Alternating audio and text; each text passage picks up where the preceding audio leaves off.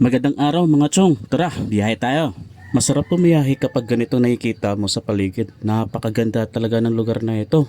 Habang binabaybay ko nga ito, nakita ko nga maraming tao sa unahan namin. Akala ko nga dito gusto nga lang nila na magpa-picture dito sa lugar na ito kasi napakaganda naman talaga sa lugar na to. Nung nilagpasan nga namin at may nakita nga kami dito na nakanduse sa kalsada. Kaya hindi naman na kami huminto dito dahil ang dami na nga tao na tumutulong sa kanila. Paalalak na lang po sa mga riders na dumadaan dito at saan man kayo magpunta ay talaga doble mag-ingat na lang at para maiwas sa disgrasya. Disclaimer lang po kung bakit hindi ako nakasafety dito. Ako nga din po ay hindi ko rin alam.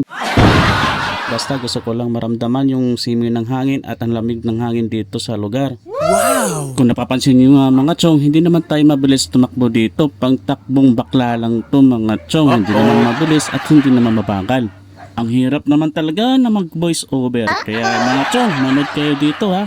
Kung tinatanong nyo ako kung may kasama ako dito, meron po mga chong. Ang sinamahan ko po dito na grupo ay Tropang Gala.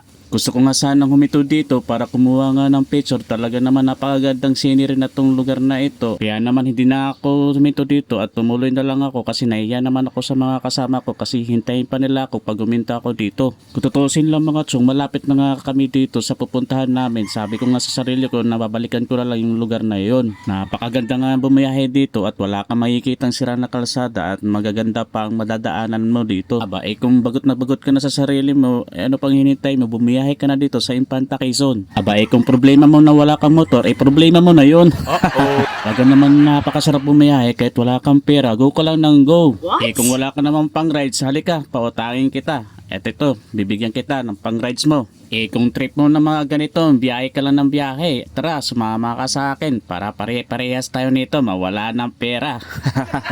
Sinusulit ko na nga dito mga chong sa pagra-rides ko kasi pag bumalik na ako sa barko, hindi ko na magagawa itong mga to. 9 months na naman ako maghihintay para makapag-rides ulit. Habang binubus over ko nga to, chinatat ko mga naging kasama ko dito sa rides na to para may flex ko na rin yung page nila. Pag napanood nyo to mga chong, mag-comment lang po kayo kung taga saan kayo para nalalaman ko po kung saan nakakarating yung mga videos ko. Kahit nakakapagod ang biyahe, sulit na sulit naman mga chong, lalo't lalo na yung magandang pupuntahan nyo. Hay, sa wakas, matatapos na rin yung pagbo-voice over ko. Malapit na rin po matapos mga chong. Kapag dumaan to sa wall nyo sa cellphone nyo mga chong, panoorin nyo hanggang sa dulo kasi pinaghirapan ko talaga itong mag-voice over.